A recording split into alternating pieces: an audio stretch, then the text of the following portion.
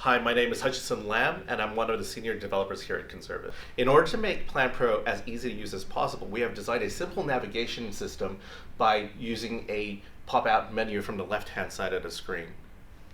Once you log into PlantPRO via our web browser, you'll be greeted with the overview screen here, which shows a simple collection arrangement of data to give you a quick overview of the plant's operations.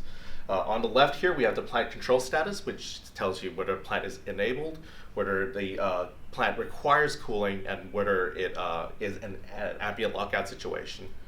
Further along, we'll see that there's a plant overall efficiency displayed as COP here, or in kilowatts per ton if you're in the Americas, as well as the cooling load, and also the plant demand distribution, which gives you an idea of the behavior of the plant throughout its operating time, whether it operates more at a low load situation or a higher load situation.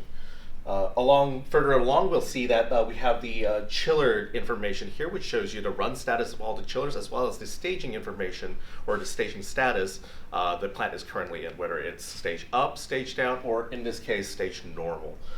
Further down here, we have the plant temperatures displayed in centigrade here, or of course in Fahrenheit, if you're in that locale. And to the right of that, we also have the local weather information of the plant, as well as the communication status for all the devices on the networks, whether it's the Modbus or BACnet networks for all your sensor devices. Further down here, we have the equipment status for all the plant equipment, including the chillers, pumps, and cooling towers, just to display the number of faults that you might have in your plant. Finally, we have the plant COP history and plant load history to show the trend data for the plant efficiency and load information over the last couple of days. In here, you can see that we have 3 chillers in this plant and they're all running. We can see the individual chiller efficiency in COP here, as well as the Pro COP, which is what we calculate as the ideal efficiency for the chiller operating at this current load. Further down, you can see all the basic information for chiller, where we have the electrical information on the side, as well as the cooling load and demand. And on the right, we have the vessel information in temperatures and flows. And we also have the compressor run status, as well as the circuit pressure status down here. By clicking the design data button here on a specific chiller, you're able to quickly reference the supply design data for the chiller to make any direct comparisons when necessary. Alongside our chiller summary screens, we also have our water circuit summary screens, which give us more detailed data on the plant's water circuits.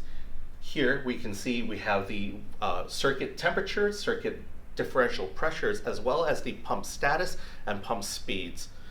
On the condenser side, you can also see we have information regarding our cooling towers, where we have our ambient temperature, wet bulb temperature, as well as cooling tower speeds and statuses. For those that have more specific requirements with regards to data presentation that PlantPRO does not provide out of the box, there is an option to add particular plant schematic pages, such as this one, in order to fulfill those needs. In this case, we have a graphical representation of a plant, but that is not what it's limited to. You can also do purely data screens. Also, if you want to compare specific points or efficiency graphs between different equipments and put them on the same screen, that's also possible.